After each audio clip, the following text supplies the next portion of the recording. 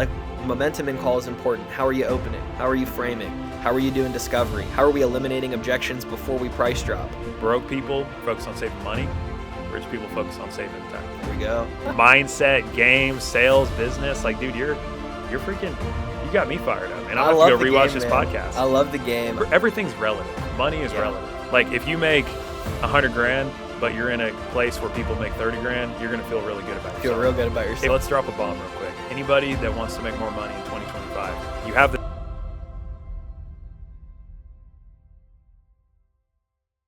Hey guys, it's your host, Brendan Whiting. Welcome back to another episode of the Sales Leadership Podcast.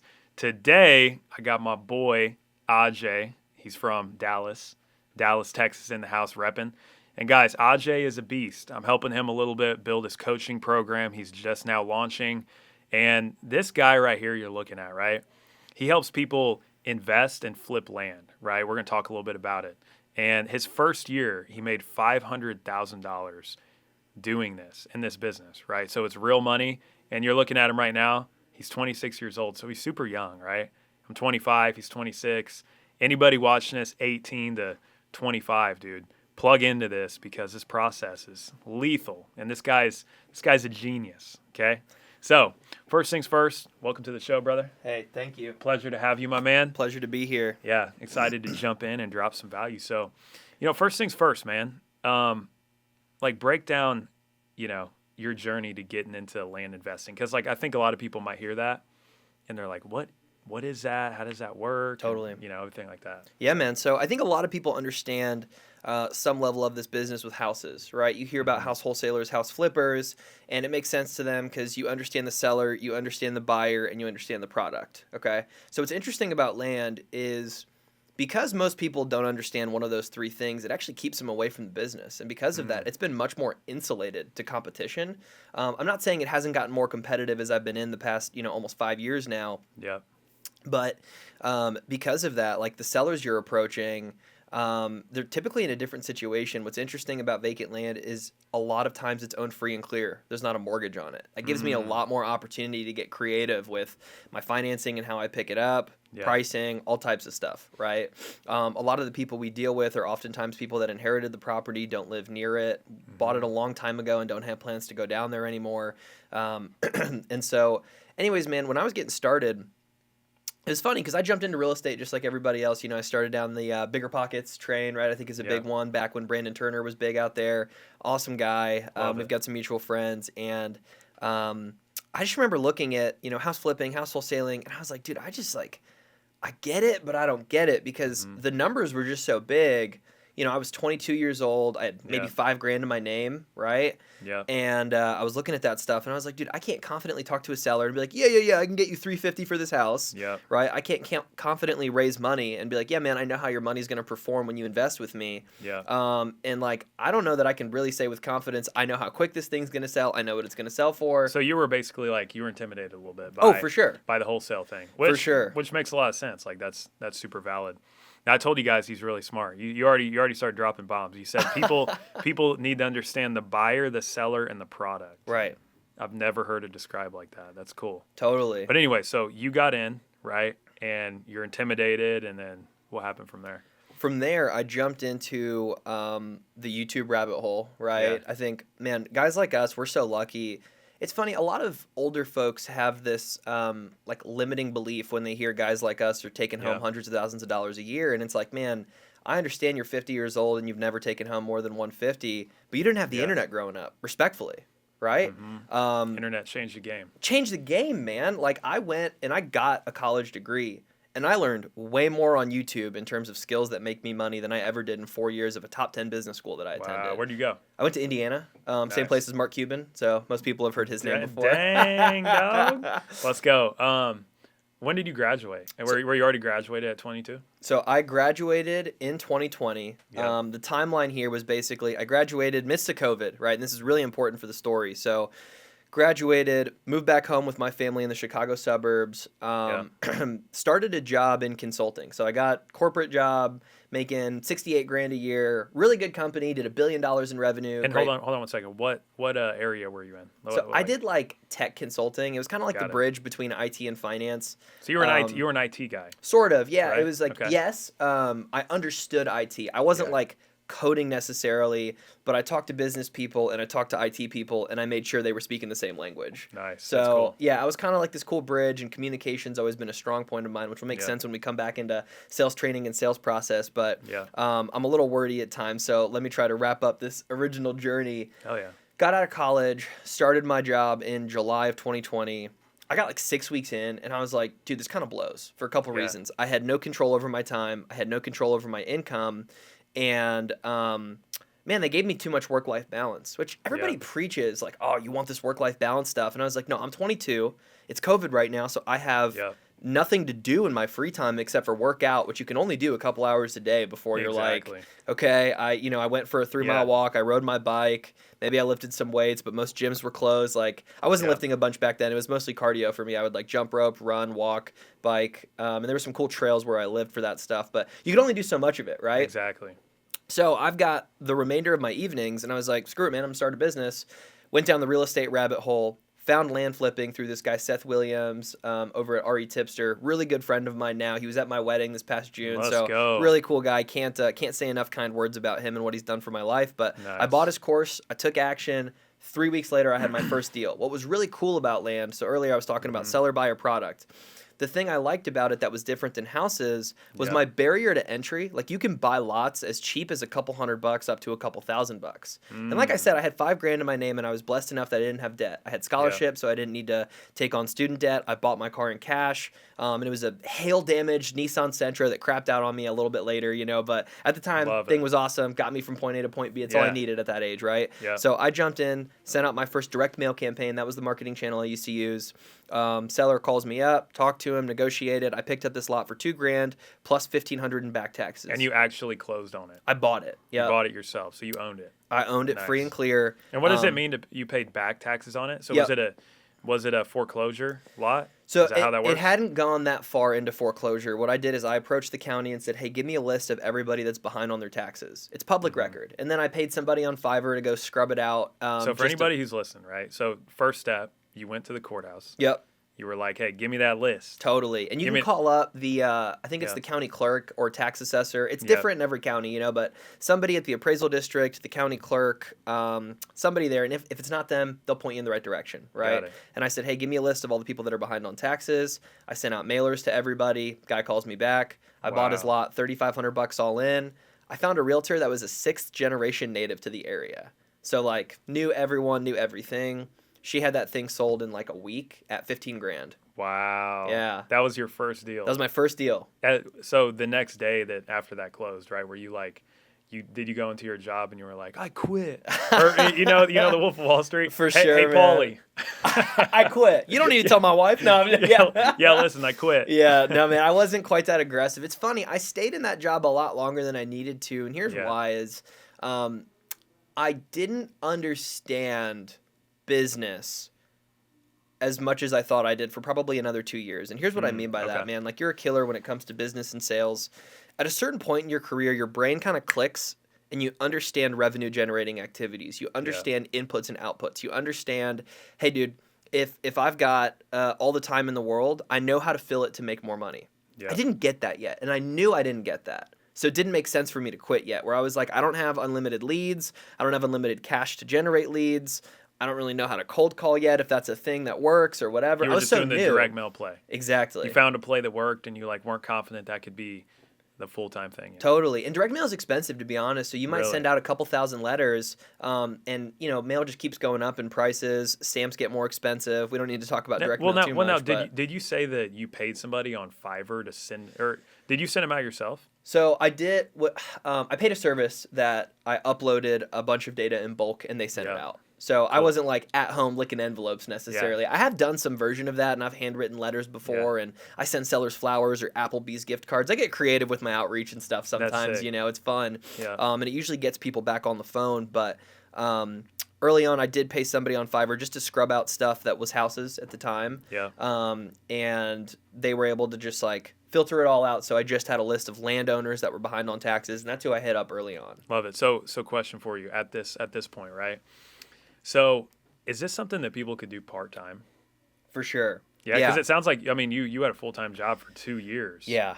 Right? Were you consistently doing deals that way? Yeah, it was like maybe 15 months is how long I was working. So a little bit under. Yeah, it was like, but it was funny because I was doing deals, you know, and I mean, I was making like 4 or 5 times my salary. Yeah. And but what was cool was, you know, I mentioned work-life balance. Yeah.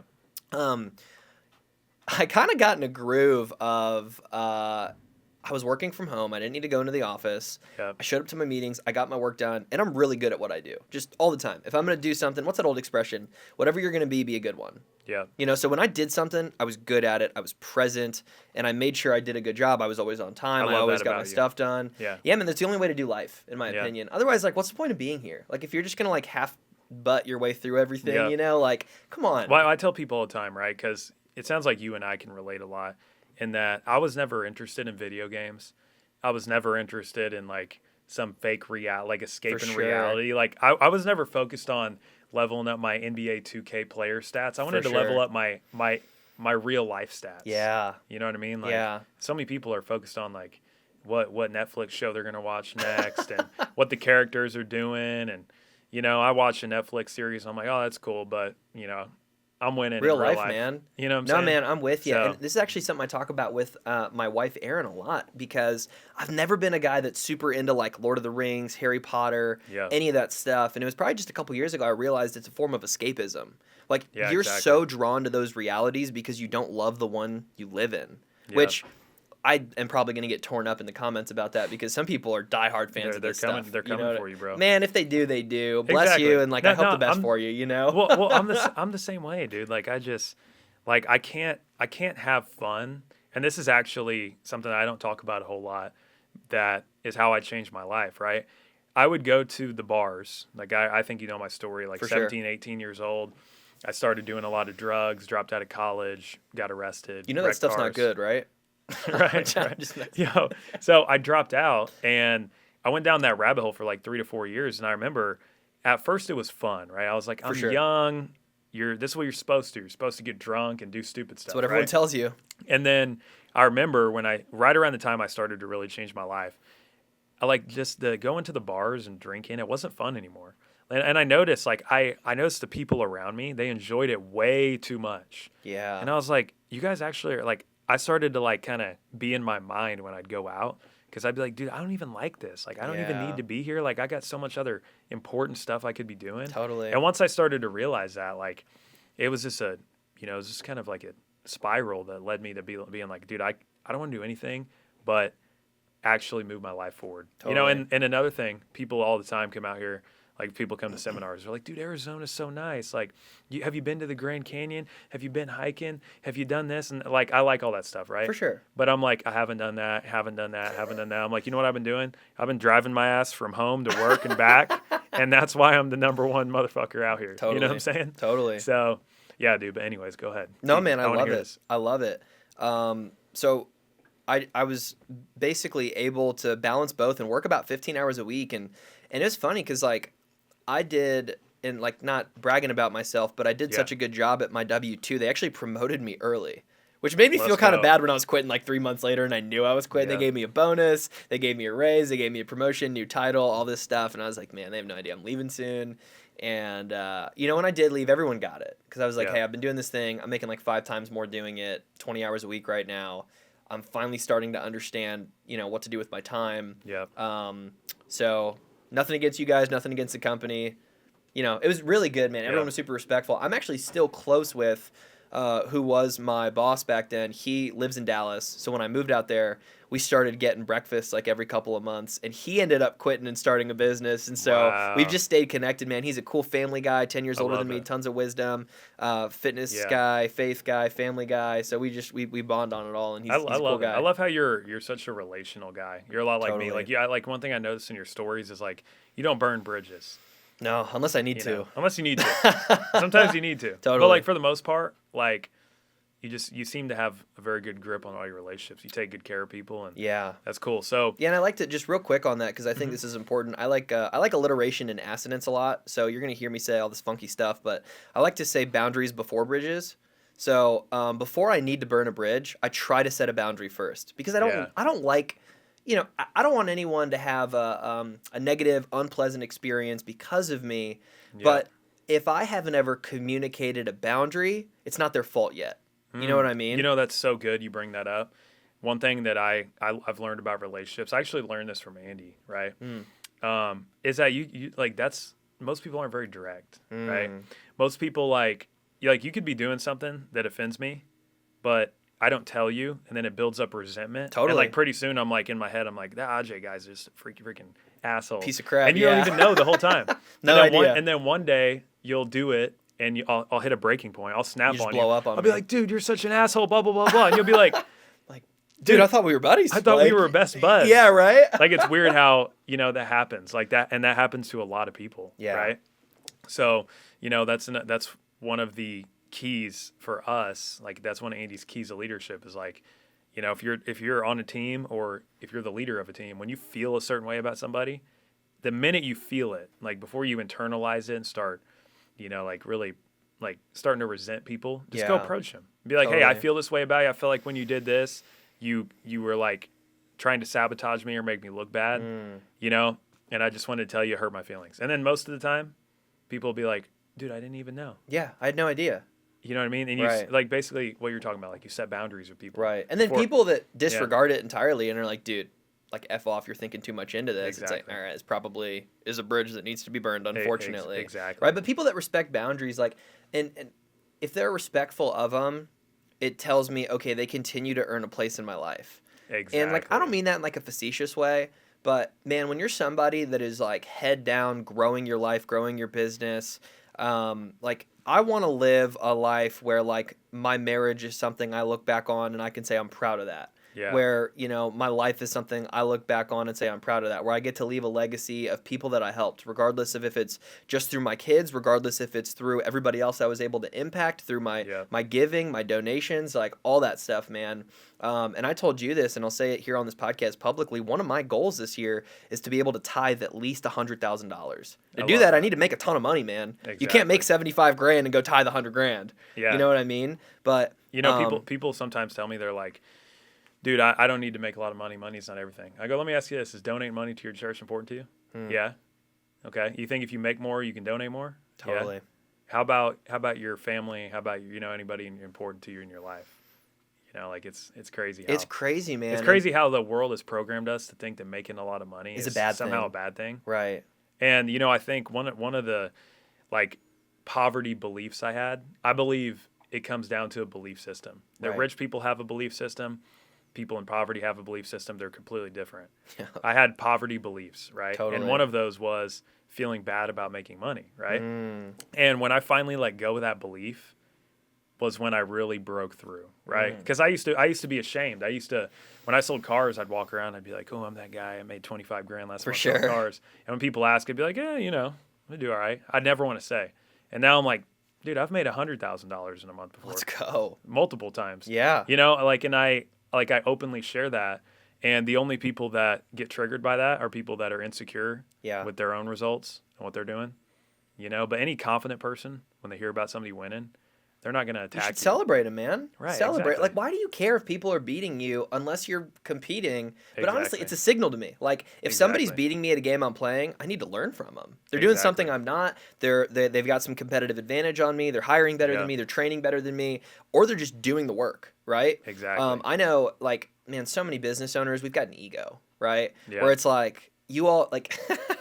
there's one of my favorite quotes. I used to watch a ton of TV back in the day, man. I used to watch Yeah. this TV show called Suits. I love Suits. It's a drama, amazing. man. It's great. If you haven't seen Suits, go watch it right now. It's amazing. great. It's if you're going to watch great. one show, I know I just told you not to, but But Watch if you're that gonna one. binge a show anyways, Yeah, check out Suits. your ass is gonna watch shows anyway. I think So it's just on watch Netflix right Suits. now, but I You know? love Suits, man. I watched that show twice in college.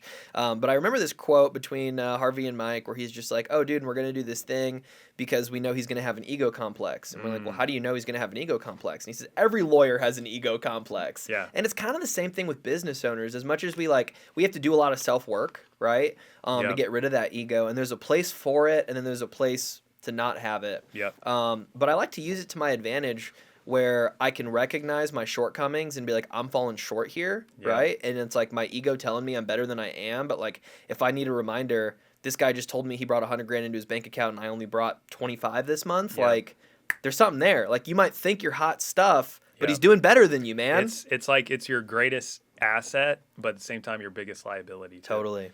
You know what I mean? Totally. It's There's so like, much man. identity work there that needs to happen, man. Like, Oh my God, you've man. got to internally raise up that temperature. I know something I talked about with my life coach, Stan, for a super long time was I used to have this, like, I'm good mentality. Yeah. Where, like, I'd, bring in 10 grand, 15 grand, 20 grand in a month. And I'd be like, dude, I'm good.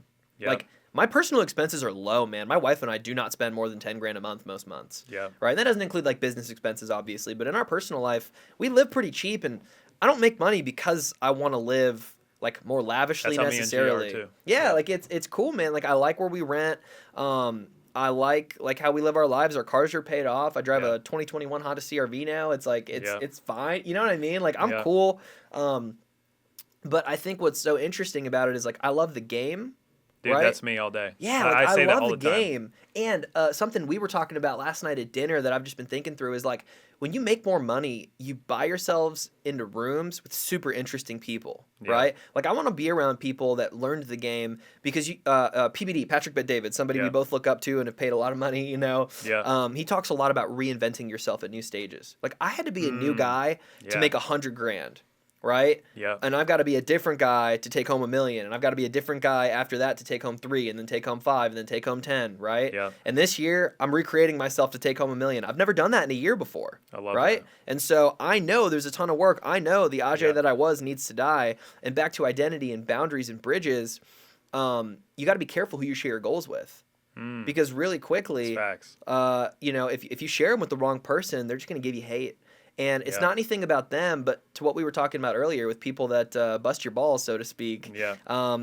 People look down on you because it Yeah. is a reflection of themselves. Of like, Yeah. oh, dude, well, if you're doing that, like you couldn't be doing that. And the reason they Yeah. think that is because they're not, right? And exactly. they probably are capable of it. Exactly. But then there's also that Henry Ford quote of whether you think you can or you can't, you're right. Right? Like it's all about the self-belief because if you tell yourself I'm a normal person. Yeah. I wasn't meant to take home more than 250. I wasn't meant to take home more than 100. Six and by figures, the way, babe. That's a lot of money. This right here, what you're talking about, is how most people think. Right. Like they can't even comprehend it. You know what I call the income range people earning anywhere from 80 grand to about 250 a year? What? Call it the danger zone. Danger zone. You can get Because real comfortable. That's when, the devil doesn't want to ruin your life. He wants to Yeah. keep you average. It's true. That's what he wants to do. It's true. I just had to sit down with one of my best friends, man. Let me do a little bit of a backstory. We were at this church service at Elevate Life Church in Frisco, Texas. Phenomenal church. Keith Craft is the pastor there. He's great. And he gave this sermon on people God assigns to you in your life. Like, especially for us being young, man, you meet people, and do you ever feel like a divine hand on the relationship? Like, you meet them, Yeah. and instantly I'm like, we were meant to meet. Totally. And I think it's for either a season. So there's 3 reasons you have relationships, okay? A season, a reason, or a lifetime.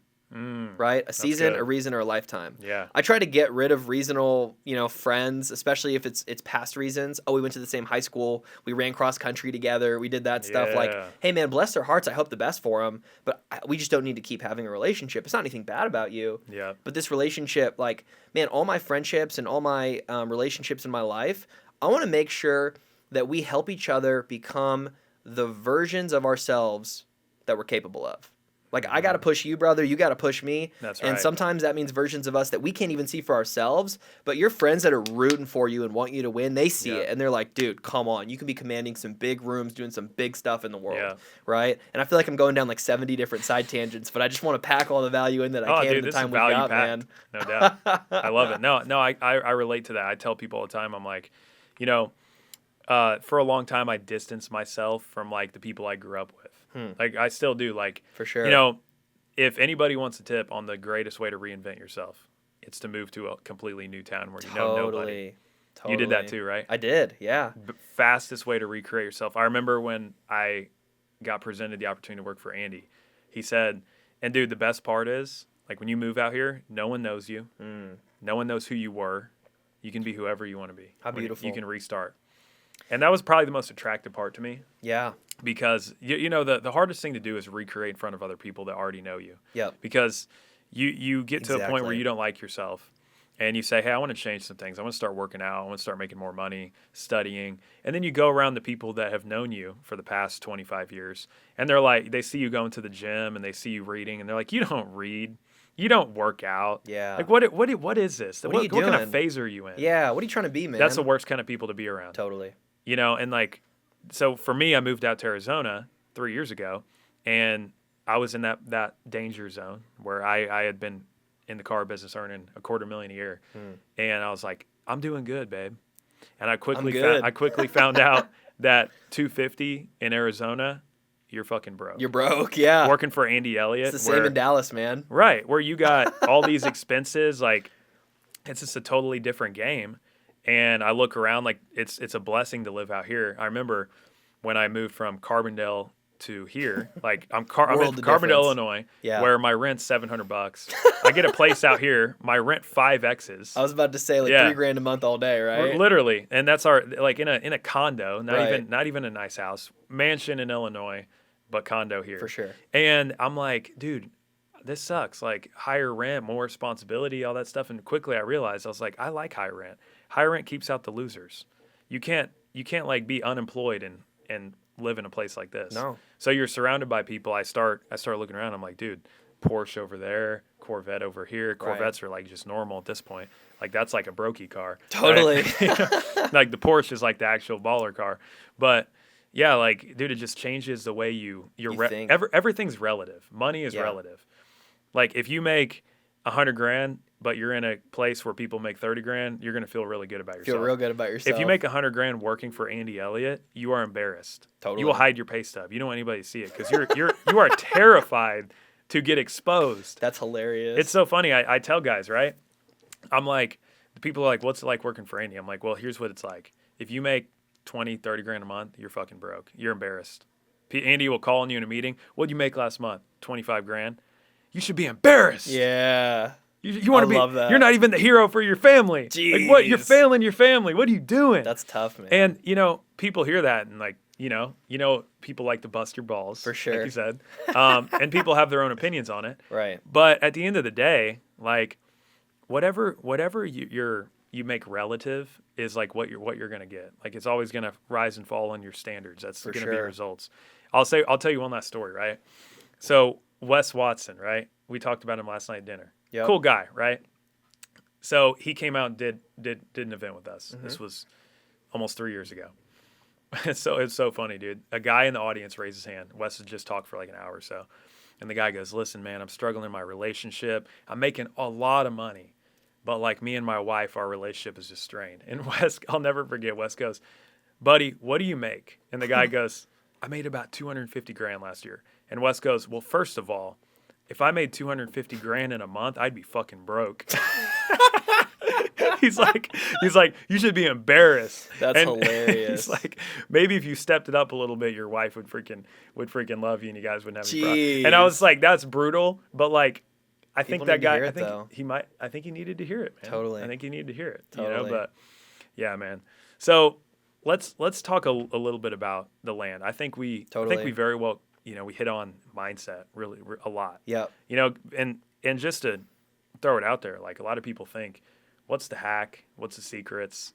Dude, the secret is who are you going to become? Totally. They're going to become the person with the right mindset. Totally. You know, if people want to plug in and learn about flipping land, you have a mastermind that's super cheap that people can join. For sure. And you will teach them everything tactical. Right. But if they join and they don't relate to any of this first 25 minutes of this podcast, they better just like not join. Right? Yeah, just do your own thing. Just do your own thing. You know? But quickly, let's break down like give us some game on land. Like, how do people become Yeah, successful with it? yeah. What's the process? Like, So drop some nuggets on that. totally, man, and it's I'll say high level. So it's a direct response business in a lot Yeah. of ways. Meaning, when I say direct response, think Dan Kennedy, Russell Brunson, those guys, right? So I'm sending out marketing, cold calling, cold texting, direct mail, maybe some cold email. Mm-hmm. That gets a response, and then from there, it's a lead in the system. It was cold outreach, now it's a lead in the system, and you nurture the lead, you run them through the sales process, and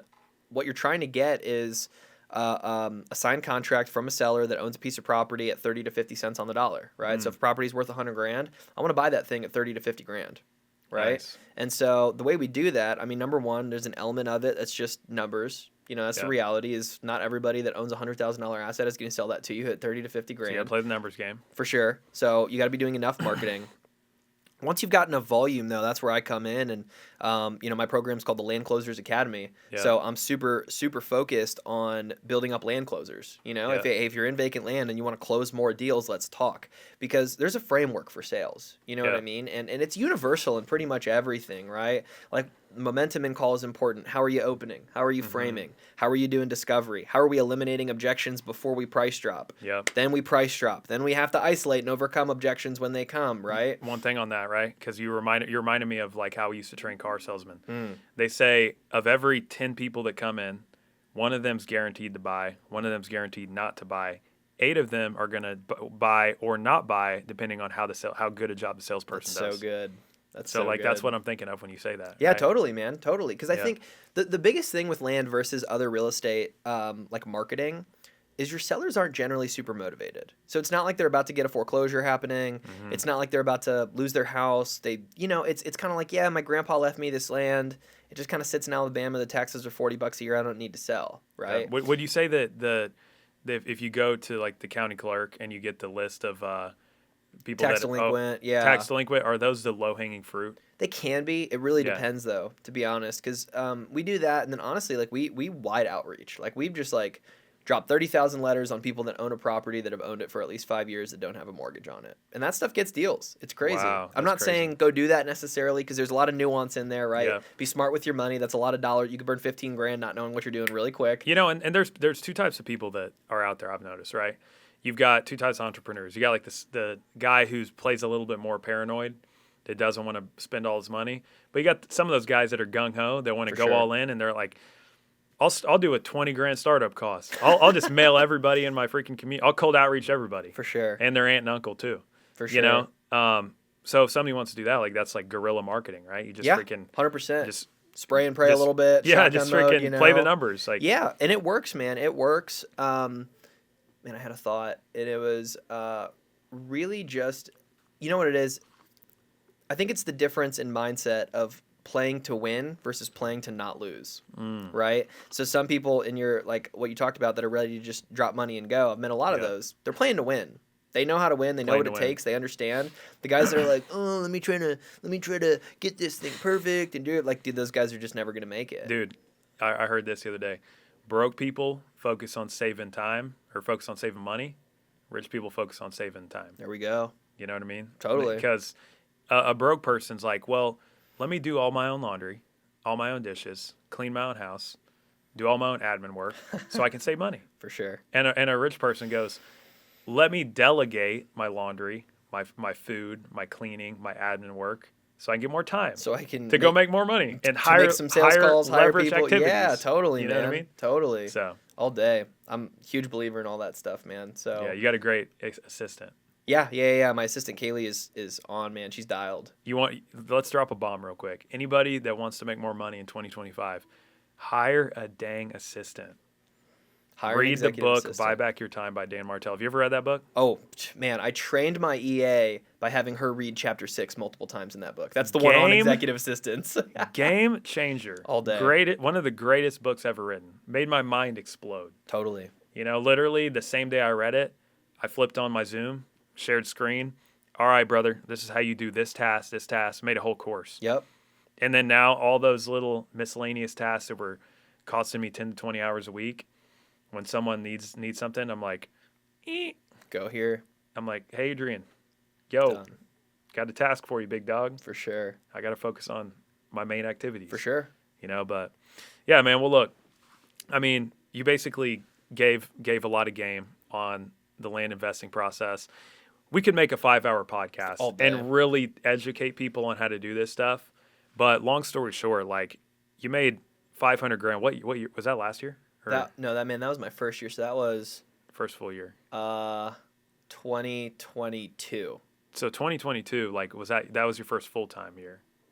Yeah. I'm trying to remember. It was either 2021 or 2022. I love it. Yeah, it was one of those years. It's all blurring, man. I love it. Yo, I can't believe it's 25 already. It's crazy. But you go in your first full year, correct? Yep. First full-time year. Yep. $500,000. Yep. It's been paying you handsomely every year since then. And you're now mentoring. How many students you got right now? Man, I've got over 20. Yeah, and your program's not $10,000 or even $5,000. No, man. To get in, start learning sales training, have me personally reviewing your calls, it's $497 a month. Yep.